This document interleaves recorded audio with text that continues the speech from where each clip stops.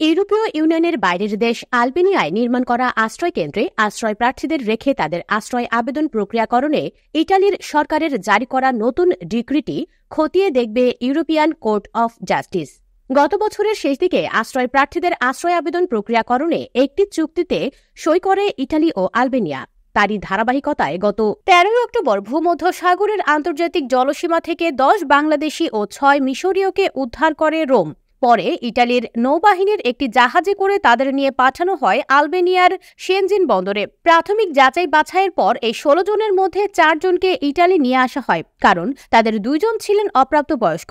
অপর ২ জন শারীরিকভাবে অসুস্থ ছিলেন। ফলে ইটালির মূল ভূখণ্ডে রেখেই তাদের আশ্রয় আবেদন যাচাই বাছাই করা হবে।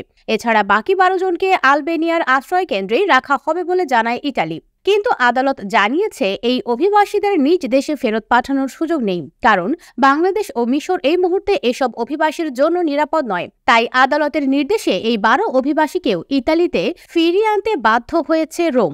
ইতালির বিচারকদের দেয়া এই রায়ে ভীষণ চটেছেন প্রধানমন্ত্রী জর্জা মেলোনি এবং বিচারমন্ত্রী কার্লো নর্দিও। তারা বলেছেন, একটি দেশকে নিরাপদ ঘোষণা করা রাজনীতিবিদদের ওপর নির্ভর করে, এটি আদালতের বিষয় নয়। রোমের বিচারকেরা বলেছেন, ইউরোপিয়ান বিচার আদালতের দেয়া একটি রায়ের সঙ্গে সামঞ্জস্য রেখেই তারা এমন সিদ্ধান্ত দিয়েছেন, কারণ ইউরোপিয়ান বিচার আদালতের রায়ে বলা হয়েছে যেসব দেশকে নিরাপদ ঘোষণা করা হবে সেসব দেশের প্রতিটি অঞ্চল এবং সব ধর্ম বর্ণের মানুষের নিরাপত্তা নিশ্চিত থাকতে হবে।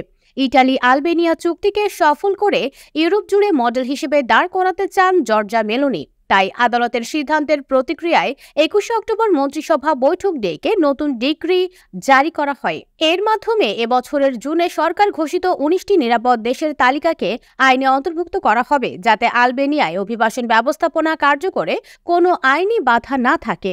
এমন বাস্তবতায় গত ২৫ অক্টোবর ইটালি সরকারের কাছে ব্যাখ্যা চাইতে ইউরোপিয়ান বিচার আদালতের শরণাপন্ন হন বোলোগনার বিচারকেরা।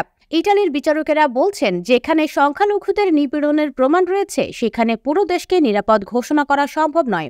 বিচারকেরা লিখেছেন, আন্তর্জাতিক সুরক্ষা ব্যবস্থা হল নিপীড়কদের থেকে ঝুঁকিপূর্ণ সংখ্যালঘুদের আশ্রয়ের একটি আইনি ভিত্তি। সেটা একটি দেশ হতে পারে বা অন্য কিছু। নিজেদের সপক্ষে যুক্তি তুলে ধরে তারা আরও বলেছেন, নাৎসি শাসনামলে সংখ্যাগরিষ্ঠ মানুষের জন্য অত্যন্ত নিরাপদ দেশ ছিল জার্মানি, আর হুমকিতে ছিলেন ইহুদি সমকামী রাজনৈতিক প্রতিপক্ষ, রোমা জাতিসত্তার মানুষ এবং অন্যান্য সংখ্যালঘুরা। তাদের বাদ দিলে অন্তত ৬ কোটির বেশি মানুষ তখন নিরাপদে ছিলেন। তারা আরও উল্লেখ করেছেন, ফ্যাসিস্ট শাসনের সময় ইটালি সম্পর্কেও একই কথা বলা যায়। তারা লিখেছেন, যদি কোনো দেশকে নিরাপদ বলে বিবেচনা করা হয় তখন সেই দেশটির সব মানুষের জন্য নিরাপত্তা থাকতে হবে। উত্তর আফ্রিকার উপকূল থেকে ভূমধ্যসাগর পাড়ি দিয়ে ইউরোপে আসা অভিবাসীদের কাছে প্রধান গন্তব্য ইটালি। ২০২২ সালের নির্বাচনে অনিয়মিত অভিবাসীদের নিয়ে আসা নৌকাগুলো থামানোর প্রতিশ্রুতি দিয়ে ক্ষমতায় আসেন ডানপন্থী জর্জা মেলোনি। ক্ষমতায় আসার পর থেকেই অনিয়মিত অভিবাসন নিয়ন্ত্রণে নানা পদক্ষেপ নিচ্ছে তার সরকার। কিন্তু ইটালির বিচার বিভাগের সঙ্গে এর আগেও তর্কে জড়িয়েছে মেলোনি সরকার।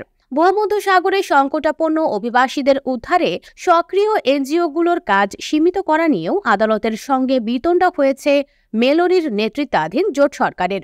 ইউরোপীয় ইউনিয়নের দেশগুলো নিজস্ব বিচার বিবেচনায় নিরাপদ দেশের তালিকা প্রকাশ করে, তবে সদস্য রাষ্ট্রগুলোর মতামতের ভিত্তিতে সবার জন্য নিরাপদ দেশের একটি তালিকা তৈরির বিষয়ে পরিকল্পনা করছে ইউরোপীয় ইউনিয়ন।